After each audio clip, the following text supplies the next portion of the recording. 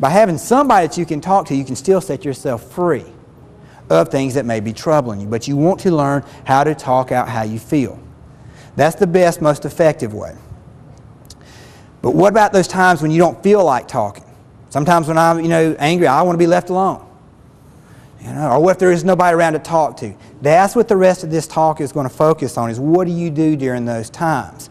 And before I actually show you this giant step, I want to show you a giant step inward towards getting away from these extremes. But I want to mention to you this. Your body has what I call an early warning detection system. Think of it like the Weather Channel. You know how the Weather Channel has that radar screen? We pretty much know when a storm is coming well in advance, right? Your body has the same mechanism. Your body gives you signs that trouble's brewing. You just have to learn to see them ahead of time. It could be that your jaw tightens. You may feel a stiffening in your neck. You may catch your palms may be sweating, but there's something physiologically that you're doing when you're stressed. It could be grinding your teeth. There's something you're doing. I want you to start paying attention to what are the physical signs that you're doing when you're stressed or frustrated or angry. What are they? So let's suppose yours is tightening in the jaw. Using this early warning detection system, as soon as you realize your jaw is tightening, and that's your thing that you do, that is when you want to say, okay, stress and tension is building up my body. I need to start diffusing it now. Don't wait till the storm is upon you. It's a lot harder to clean it up then or do something proactive about it. Try to catch it on the front end. And so that may be talking about it or some of these other techniques that I'm about to get into. But pay attention to your body. Your body is always giving you signs and symptoms. Pay attention to them. Your early warning detection system. So coming back, you got these two extremes. I want to get you away from the extremes and take a giant step inward. So this is for in times you don't feel like talking or there's no one around to talk to. What do you do? Well, one thing is I encourage you to do is find 10 positive activities that require energy. 10 positive activities that require energy. And write these down somewhere. Because when you're angry, it's harder to think about them. Do them while you're calm. This may be, next time I'm angry, I'm going to go for a walk. Long walk. Or next time I'm angry, I'm going to go for a brisk walk. Or next time I'm angry, I'm going to go for a jog. Or it may be an all-out run. Next time I'm angry, I'm going to clean the house. Clean out the garage. Clean out the hall closet. Next time I'm angry, I'm going to do some aerobic exercise. I'm going to go dancing. I'm going to go out in the yard and pull weeds. Next time I'm angry, I'm going to wash my car.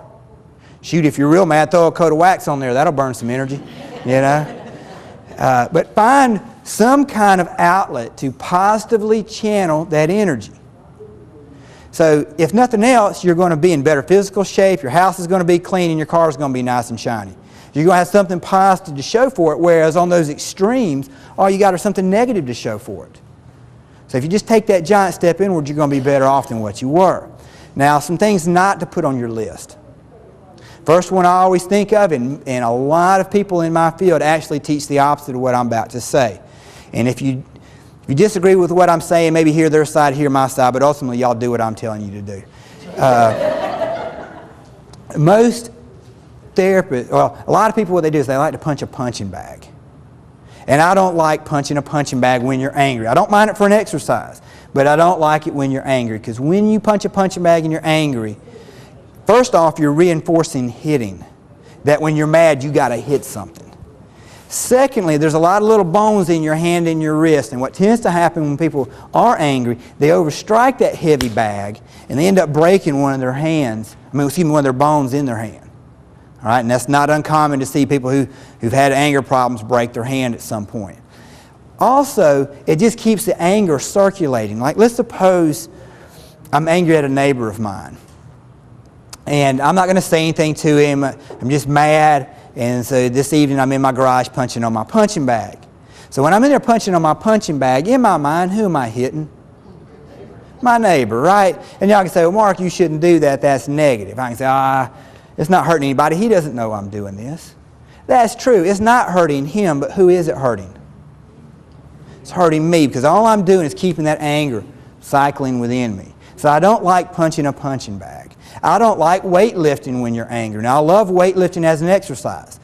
Do it pretty much every day. But I don't like it when you're mad, because what happens when you're angry, you're jacked up with adrenaline, you put extra weight on the bar, you end up straining a muscle, then you can't work out for 2 weeks because you've done some kind of injury.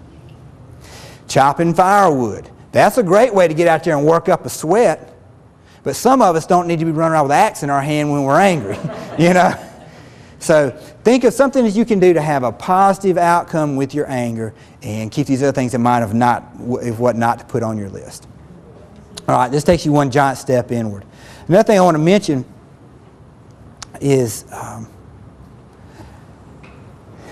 actually I want to say something profound at this point. I'm going to say something that some of you guys may have never heard before. And when I say this, you may disagree with what I'm about to say. And if you do, I'm okay with that. All right, because when this was first taught to me 20-something years ago, I disagreed with it. And here's the statement. I'm just kind of bracing y'all for this because it is kind of profound. It's this statement right here. No one can make you angry. No one can make you angry. Now, when I first heard that many years ago, I knew that was wrong, because I'd spent most of my life saying, hey, don't make me mad, or you're hurting my feelings. I used to blame everybody else for all the emotions that I was experiencing. And if you think that way, don't feel bad. A lot of people on this planet look at things that way. They'll run around blaming other people for how they feel. But as a result of thinking that way, you are setting yourself up to be a victim. And you're never going to set yourself free and have the peace of mind that I'm trying to teach you guys how to have. You have to learn to take responsibility for how you feel. Let me give you an example. Let's suppose I push my clients pretty hard. I have high expectations for them in terms of what I want them to do each week. Let's suppose I have a client come into my office, and I tell them, I say, I want you to work a lot harder next week than what you did this past week. I say it just like that. Okay? Well, when I say that to them, they could get angry. They could say, well, he doesn't know how hard I'm working. He only sees me 1 hour a week. You know, how dare him talk to me that way? They could get sad. They could say, I'm doing my best, and he's telling me I got to work harder. I'm not ever going to figure this out. And just get all discouraged. They could get scared. They could go, gosh, I'm doing everything he's telling me to do. I'm working my best and reading all this stuff. He's telling me I got to work harder. I'm not ever going to get better. I'm going to be always out there doing the same thing I was doing, get themselves all worked up and overwhelmed. Or they could feel good about that statement, about I want to work harder this week as opposed to what they did last week. They could feel good about it, saying, well, you know, Mark must really care if he's going to take the time to keep encouraging me to get everything I can out of therapy. So that statement I made to that client could have gotten any one of those 4 responses, right? But who's going to choose it, me or them? They do. They do. We all choose our own emotions. Let me